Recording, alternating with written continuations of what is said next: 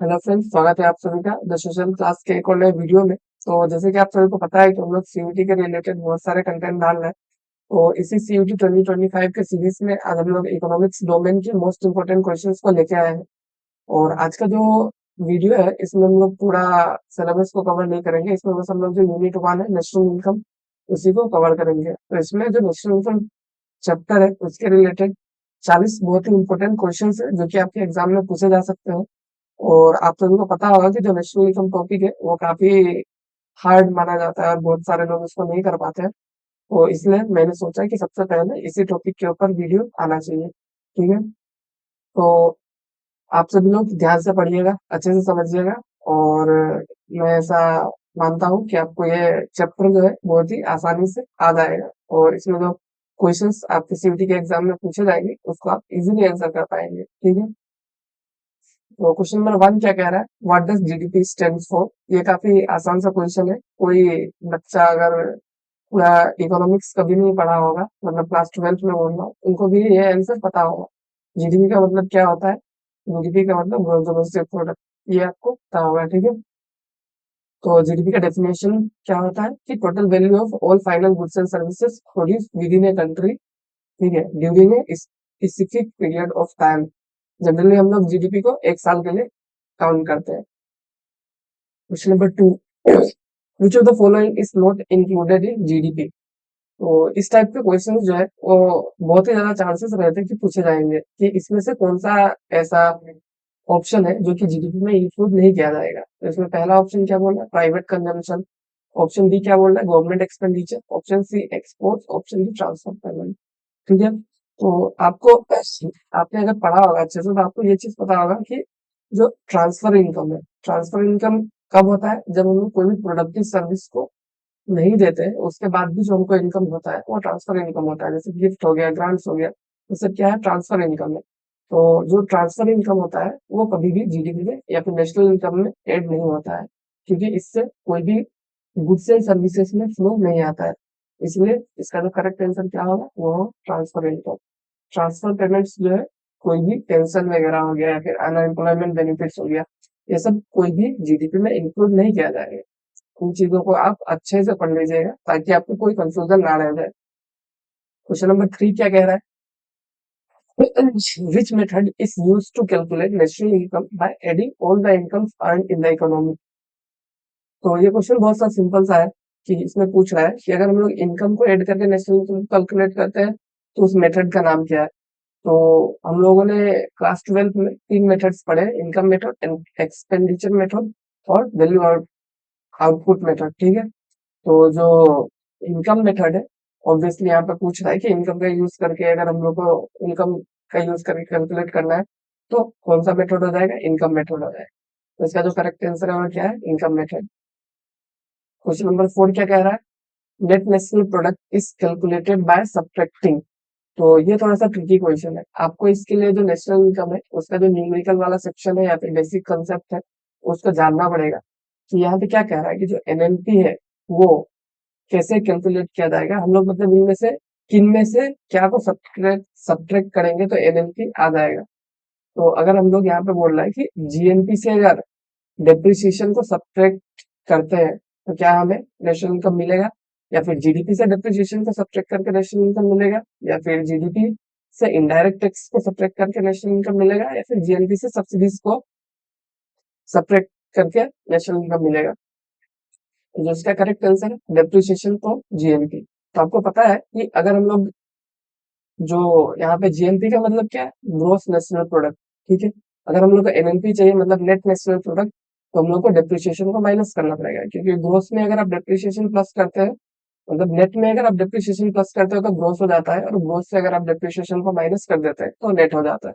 तो ये जो बेसिक कंसेप्ट है इसको आपको देखना पड़ेगा। इसका जो फॉर्मूला वगैरह है आपके बुक में मिल जाएगा, या फिर आप संदीप गर्ग का जो रिफ्रेशर गाइड जो भी कह लीजिए उसको अगर यूज करते हैं तो उसमें बहुत ही अच्छे से डिटेल में दिया गया है, तो उनको आप देख लीजिएगा। क्वेश्चन नंबर 5 क्या कह रहा है, what does the term real GDP represent. Real GDP का क्या मतलब है।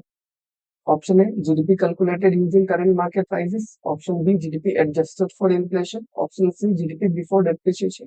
Option D GDP adjusted for subsidies. तो रियल जीडीपी का मतलब क्या होता है, जीडीपी जो कि आपके बेस ईयर के प्राइसेस पे कैलकुलेट किया जाता है। आपको अगर पता होगा कि जीडीपी दो टाइप के जीडीपी होते हैं, एक होता है रियल जीडीपी, एक होता है नॉमिनल जीडीपी।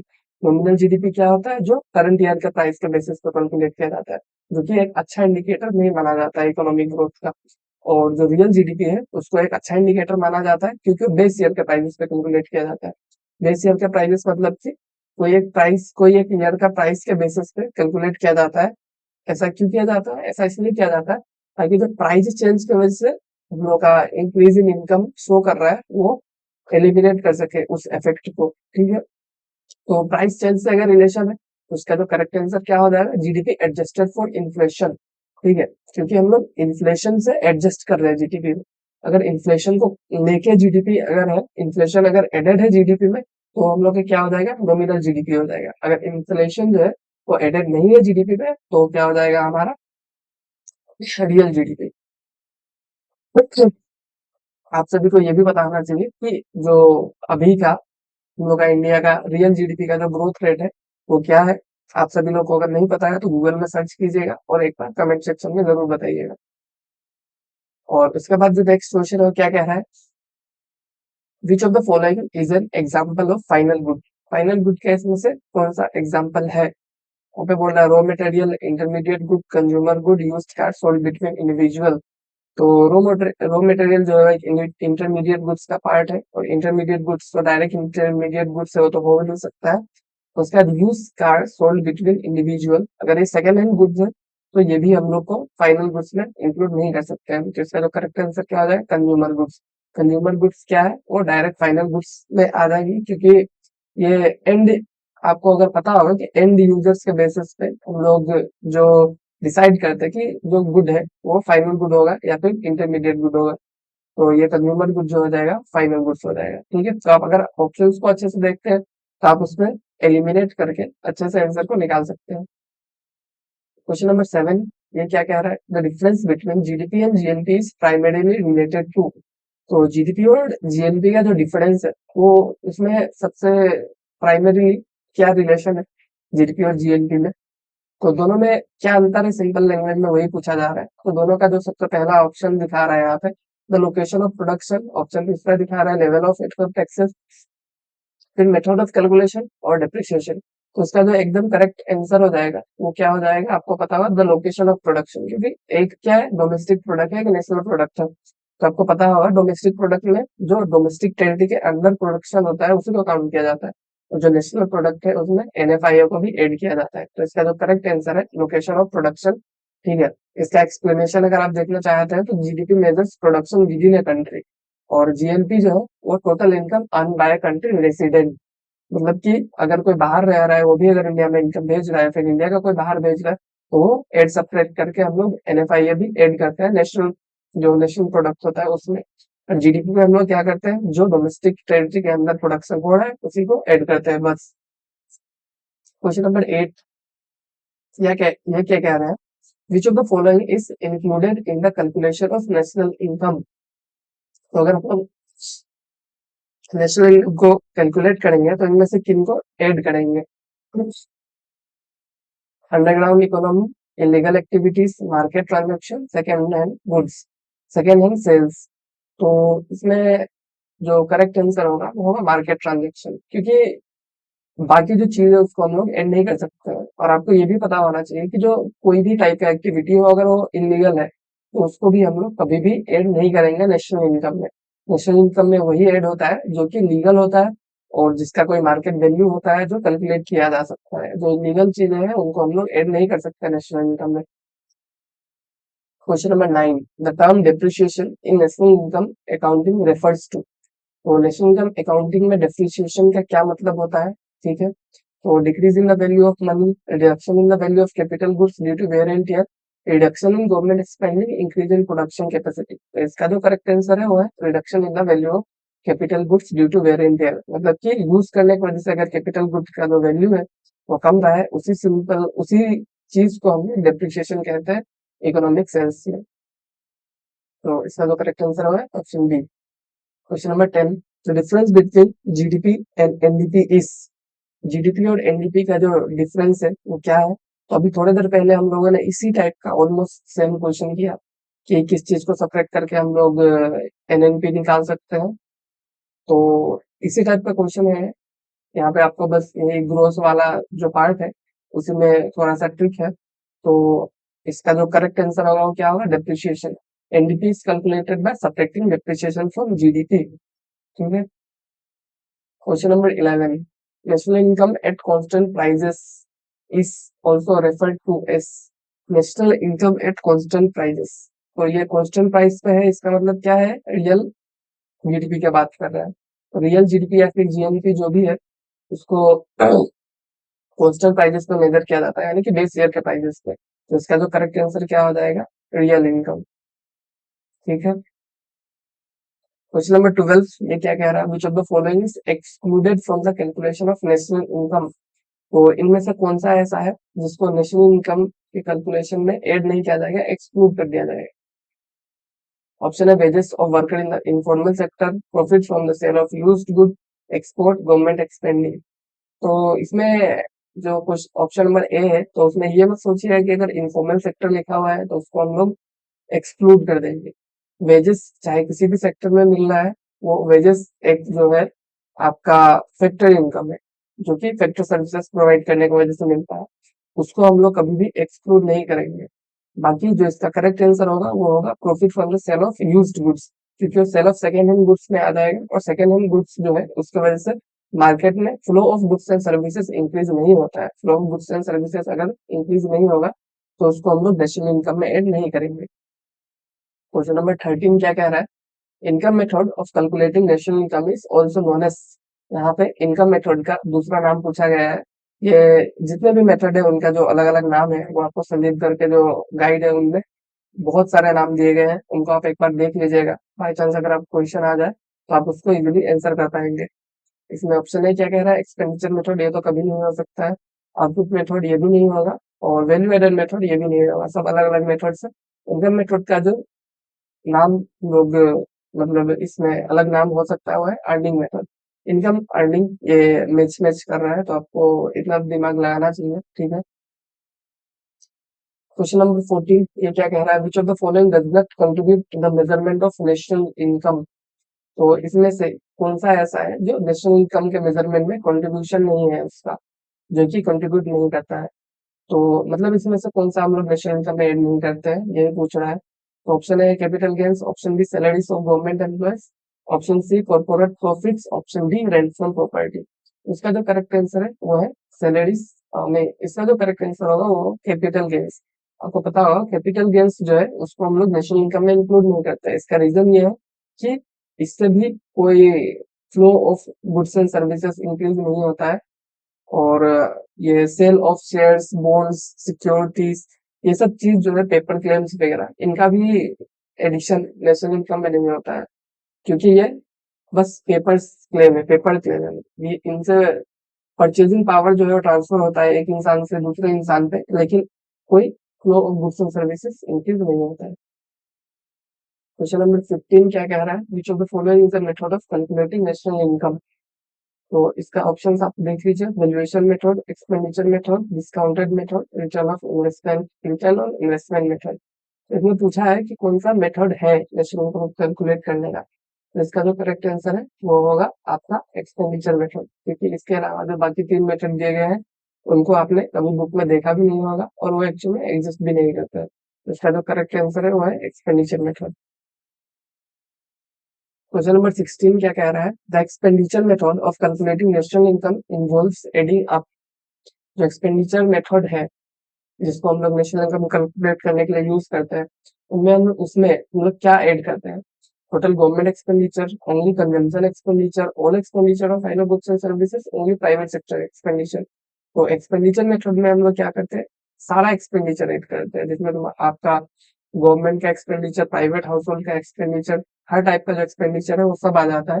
इसलिए इसका जो करेक्ट आंसर होगा वो होगा all expenditure on final goods and services. Question number 17, ये क्या कह रहा है, which of the following is not considered as an economic activity in national income accounting. तो इनमें से कौन सा ऐसा है जिसको हम लोग economic activity, which of the following is considered an economic activity. हाँ, इसमें कंसिडर्ड बोला गया है, तो इसमें से कौन सा है जिनको हम लोग इकोनॉमिक एक्टिविटी में काउंट करेंगे, ठीक है। तो ऑप्शन ए है cleaning your house, option B volunteering at an NGO, option C selling goods in retail shop, option D none of the above. तो आपको ये चीज पता होना चाहिए कि अगर हम लोग उसको इकोनॉमिक एक्टिविटी में काउंट करते हैं तो उसका कोई इकोनॉमिक सिग्निफिकेंस होना चाहिए। ऐसा सर्विसेज जिससे जिसका कोई मेजरमेंट नहीं है, जिसको हम लोग मेजर नहीं कर सकते हैं, उसको हम लोग इकोनॉमिक एक्टिविटीज नहीं कर सकते हैं। तो इसमें cleaning your house, voluntary at an NGO, ये जो होगा करेक्ट आंसर नहीं हो सकता है। और इसका जो करेक्ट आंसर होगा वो selling goods in a retail shop. क्यों? क्योंकि ये एक मार्केट ट्रांजेक्शन है।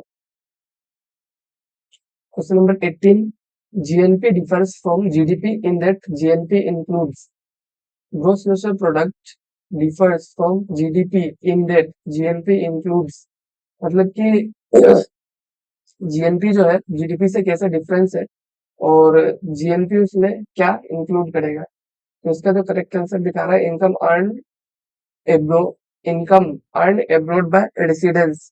जो जीएनपी है उसमें क्या होता है, इनकम अर्न फ्रॉम एब्रोड भी ऐड किया जाता है, मतलब एनएफआईए जो रहेगा वो जीएनपी में एडेड रहेगा, पर जीडीपी में क्या होता है, एनएफआईए जो है एडेड नहीं होता है।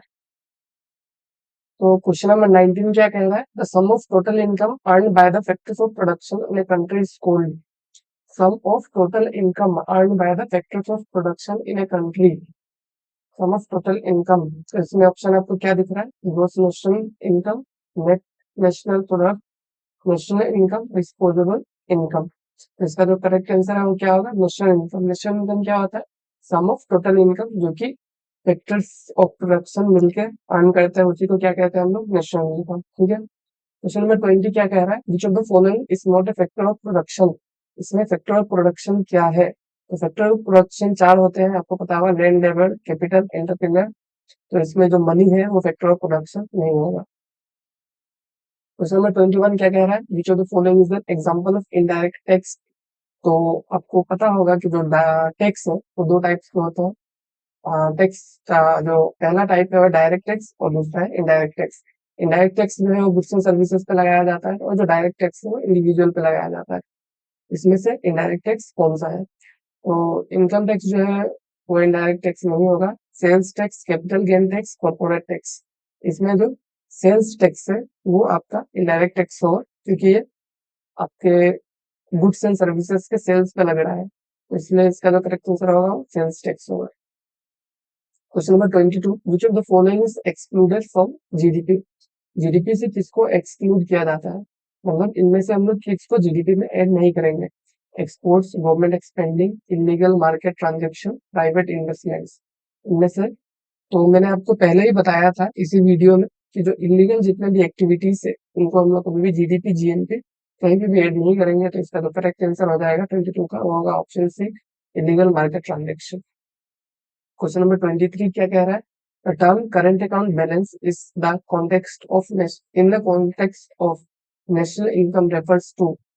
वो करंट अकाउंट बैलेंस टर्म है वो नेशनल इनकम के कॉन्टेक्स्ट में क्या मतलब रखता है, the difference between export and import, the total value of investment, the amount of foreign loans, the total net wealth of a country. तो जो करंट अकाउंट बैलेंस है इसका मतलब ये होता है the difference between export and import.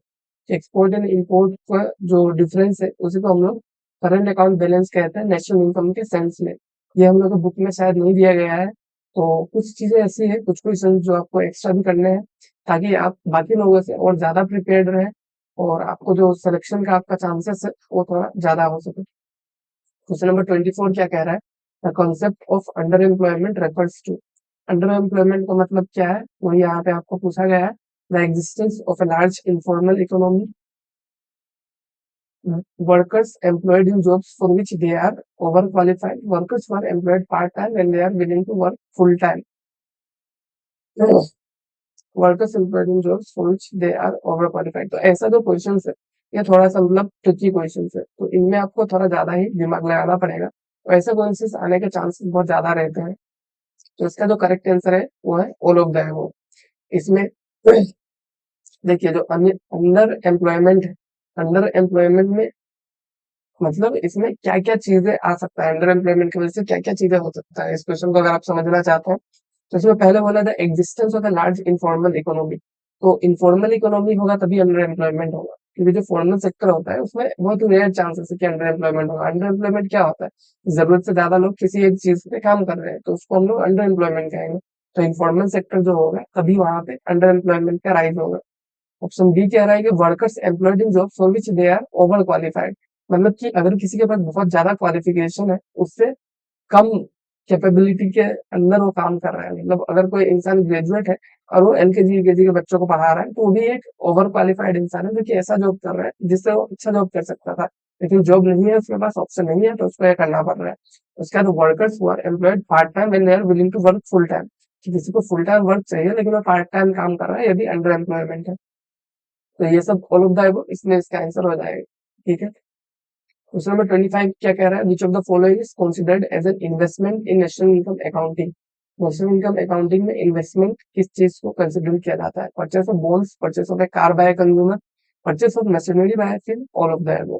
तो all of the above इसका आंसर नहीं होगा, क्योंकि नेशनल इनकम अकाउंटिंग के सेंस में परचेस ऑफ बॉन्ड्स को हम लोग इन्वेस्टमेंट नहीं कहते हैं, क्योंकि एक फाइनेंशियल ट्रांजेक्शन है जिसका कोई गुड्स एंड सर्विसेज में फ्लो इंक्रीज नहीं हो रहा है, तो इसको हम लोग इन्वेस्टमेंट के रूप में नहीं ले सकते, भले ही हम लोग के पॉइंट ऑफ व्यू से ये लगेगा कि हाँ हमने बॉन्ड्स को परचेस किया है तो इन्वेस्टमेंट, और ये नेशनल इनकम अकाउंटिंग के सेंस में इन्वेस्टमेंट नहीं कंसिडर किया जाएगा।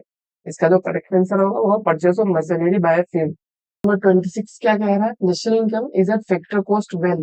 नेशनल इनकम फैक्टर कॉस्ट पे रहेगा, मतलब एनडीपी एफसी, उसमें क्या सिचुएशन होगा? Subsidies are added to GDP, direct taxes are subtracted from GDP, both subsidies and taxes are subtracted, depreciation is subtracted।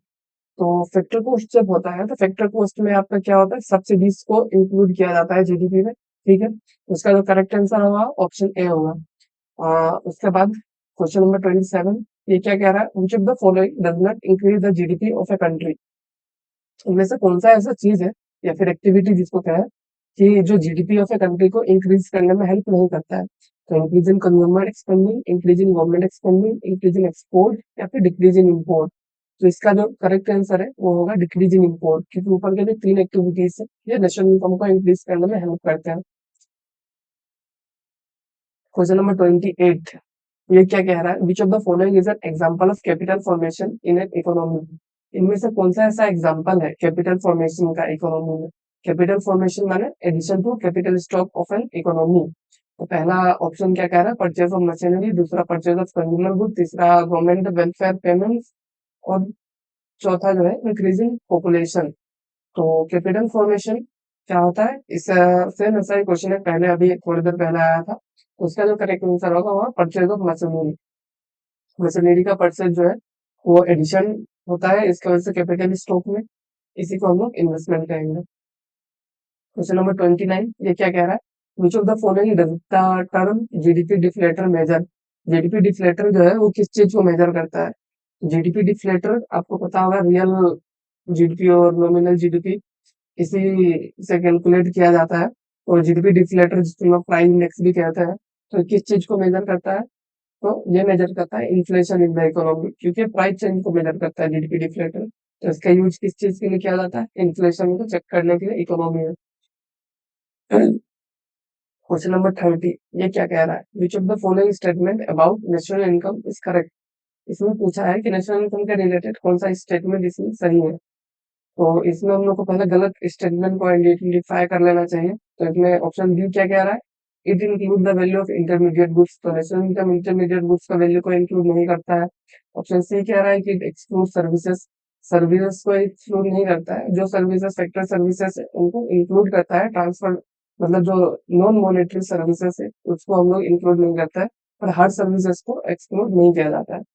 Option D क्या कह रहा है? It is calculated only in nominal terms. नहीं, हम लोग रियल टर्म्स में भी इसको कैलकुलेट करते हैं। तो इसका जो करेक्ट आंसर हो जाएगा वो ऑप्शन ए हो जाएगा, कि बाकी तीन ऑप्शन जो है गलत है। ऑप्शन ए क्या कह रहा है? It include the value of all goods and services produce with in a country in a given year. यहाँ पे ऑल गुड्स एंड सर्विसेज की जगह all final goods and services होना चाहिए। और अगर बाकी ऑप्शंस को देखें तो ऑप्शन ए जो है वो करेक्ट है। अगर इसी की जगह अगर आपको ऑप्शन में दिया जाए, एक ऑप्शन में ऑल गुड्स एंड सर्विसेज दिया गया है और एक ऑप्शन में all final goods and services दिया गया है, तो आपको all final goods and services को सेलेक्ट करना पड़ेगा। क्वेश्चन नंबर 31 ये क्या कह रहा है? Which of the following is a direct tax. ये काफी आसान सा क्वेश्चन है। डायरेक्ट टैक्स इनमें से कौन सा है? डायरेक्ट टैक्स का मतलब आपको पता होगा, जो कि किसी इंडिविजुअल पे या फिर फर्म पे लगाया जाता है, जिसका लायबिलिटी को शिफ्ट नहीं कर सकता, उसको खुद ही पे करना है। तो इसका जो करेक्ट आंसर हो जाएगा वो होगा इनकम टैक्स, क्योंकि इनकम टैक्स जो होता है वो इंडिविजुअल के ऊपर लगाया जाता है।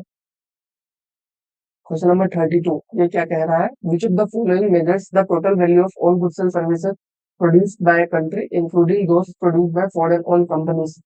तो इनमें से कौन सा है जो total value goods and services का जो भी एक कंट्री के अंदर प्रोड्यूस किया जाता है उसको इंक्लूड करेगा, साथ में जो फॉरेन ओन कंपनीज है उसका प्रोडक्शन को भी इंक्लूड करेगा।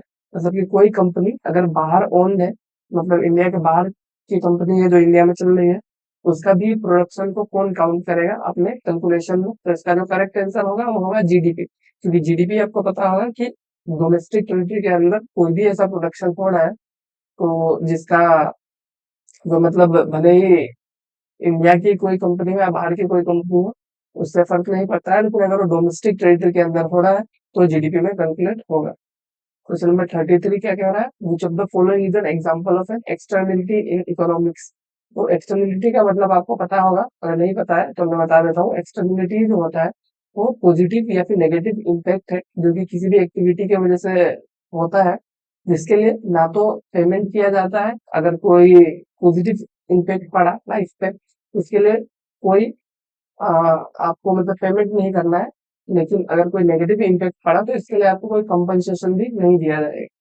तो इसी को एक्सटर्नलिटी कहते हैं। ये एक लिमिटेशन है जीडीपी एज ए वेलफेयर का, कि एक्सटर्नलिटी को हम लोग जीडीपी में काउंट नहीं कर सकते हैं।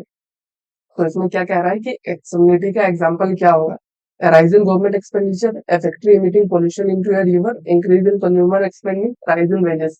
तो इसका जो करेक्ट आंसर होगा factory emitting pollution into a river, क्योंकि अगर कोई फैक्ट्री है, मान लीजिए इंडिया में इंडस्ट्रियलाइजेशन हो रहा है, इंडस्ट्रियलाइजेशन होने की वजह से जीडीपी तो बढ़ रहा है, लेकिन उस इंडस्ट्रियलाइजेशन की वजह से जो फैक्ट्रीज है वो पोल्यूशन बढ़ा रहे हैं, रिवर्स को गंदा कर रहे हैं।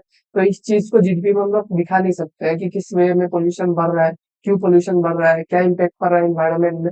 तो एक नेगेटिव एक्सटर्नलिटी का एग्जांपल हो जाएगा।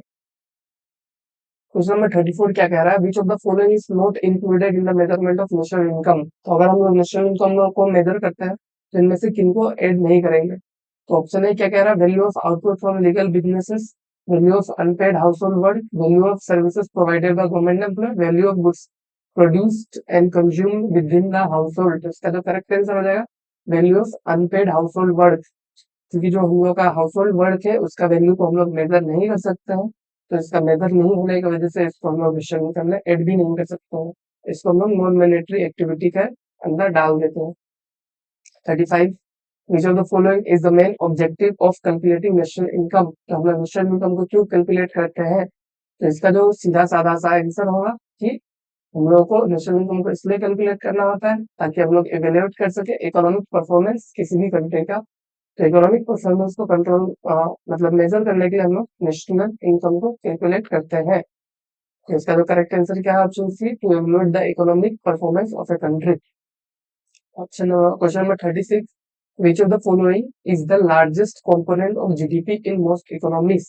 तो ज्यादातर जो इकोनॉमिक्स है उसमें जीडीपी में सबसे ज्यादा कंट्रीब्यूशन किसका होता है, सबसे ज्यादा मतलब कौन योगदान करता है? तो इसमें बोला है इन्वेस्टमेंट, गवर्नमेंट एक्सपेंडिंग, एक्सपोर्ट और कंजम्पशन।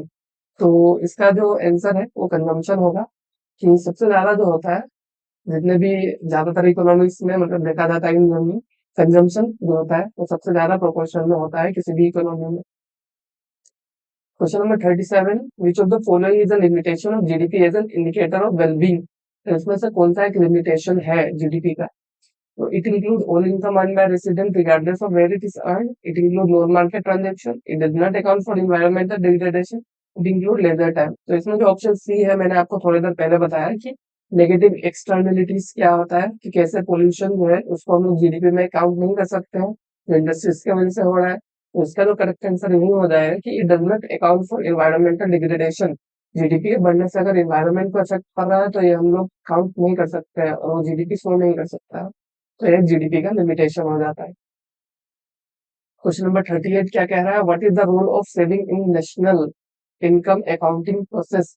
सेविंग्स सेविंग्स जो होता है उसका क्या रोल होता है नेशनल इनकम के अकाउंटिंग प्रोसेस में? तो savings are not counted in national income. Savings increase the consumption level, saving contribute to investment leading to future growth, savings are considered as government revenue. तो इसका जो correct answer होगा वो option C होगा। Saving जो है तो वो इन्वेस्टमेंट की ओर कंट्रीब्यूशन करता है, लीडिंग टू फ्यूचर ग्रोथ। ठीक है, सेविंग की वजह से क्या होगा, फ्यूचर ग्रोथ होगा। ये आपको कॉन्ट्राडिक्टरी लग रहा होगा थोड़ा सा।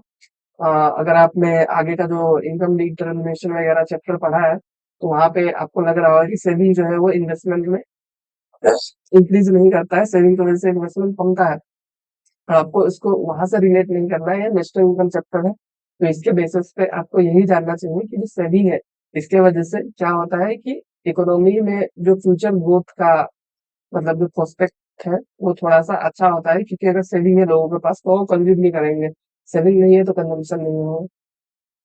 Question number 39, which of the following is an example of A stock concept in economics. तो उसमें से कौन सा एग्जांपल है स्टॉक कॉन्सेप्ट का इकोनॉमिक्स में। तो आपको स्टॉक और फ्लो कॉन्सेप्ट पता होगा, नहीं पता है तो स्टॉक कॉन्सेप्ट कौन सा होता है, जो हम लोग at a period of time measure करते हैं, और फ्लो कॉन्सेप्ट क्या होता है, over a period of time. जो स्टॉक कॉन्सेप्ट होता है वो एक ही पर्टिकुलर टाइम पे होता है, तो इसका जो आंसर हो जाएगा वो कैपिटल स्टॉक हो जाएगा। कैपिटल को हम लोग पर्टिकुलर पॉइंट ऑफ टाइम पे मेजर करते हैं, बाकी नेशनल इनकम जो होता है वो साल के लिए मेजर किया जाता है। गवर्नमेंट एक्सपेंडिचर भी हम लोग कुछ टाइम के लिए मेजर करते हैं, और इन्फ्लेशन रेट भी वो एक वक्त का नहीं होता है, वो मेजर किया जाता है लंबे टाइम के लिए। तो इसका आंसर हो जाएगा कैपिटल स्टॉक। तो आज का जो हम लोग का लास्ट क्वेश्चन है, क्वेश्चन नंबर 40। इसके बाद जो हम लोग का नेशनल इनकम का जो चैप्टर है, इसके हम लोगों ने एकदम सारे इंपॉर्टेंट क्वेश्चंस को कर लिया है। और इसको करने के बाद आई होप कि आपको जो मैक्सिमम चीजें हैं वो क्लियर होंगी नेशनल इनकम चैप्टर का रिलेटेड। तो 40 नंबर क्वेश्चन क्या कह रहा है, which of the following is the correct relationship between NNP and GNP. तो एनएनपी और जीएनपी का करेक्ट रिलेशन क्या है। तो जीएनपी पे डेप्रिसिएशन प्लस नहीं किया जा सकता है, जीएनपी में अगर टैक्स को प्लस करेंगे तो उससे एनएनपी को कोई फर्क नहीं पड़ने वाला। और इन्फ्लेशन कोई ऐसा चीज नहीं है जिसको हम लोग प्लस माइनस करते हैं, तो इसका जो करेक्ट आंसर हो जाएगा ऑप्शन ए हो जाएगा कि GNP minus depreciation equal to NNP. ठीक है, तो NNP equal to GNP minus depreciation. तो आज का जो हम लोग का वीडियो है इसमें हम लोगों ने 40 ऐसे क्वेश्चंस किए जिनका जो मतलब नेशनल इनकम चैप्टर से काफी इंपॉर्टेंट है। ये क्वेश्चंस जो है मोस्ट प्रोबेबली हम लोग के एग्जाम में आ सकते हैं, तो आप लोग इन चीजों इनको अच्छे से प्रैक्टिस कर लीजिएगा। बाकी चैनल के साथ जुड़े रहिए, क्योंकि आगे भी हम लोग इसी टाइप के कंटेंट जो है लाते रहेंगे, जो आपको सीयूटी या फिर बोर्ड्स के लिए बहुत ज्यादा हेल्पफुल होंगे। Thank you.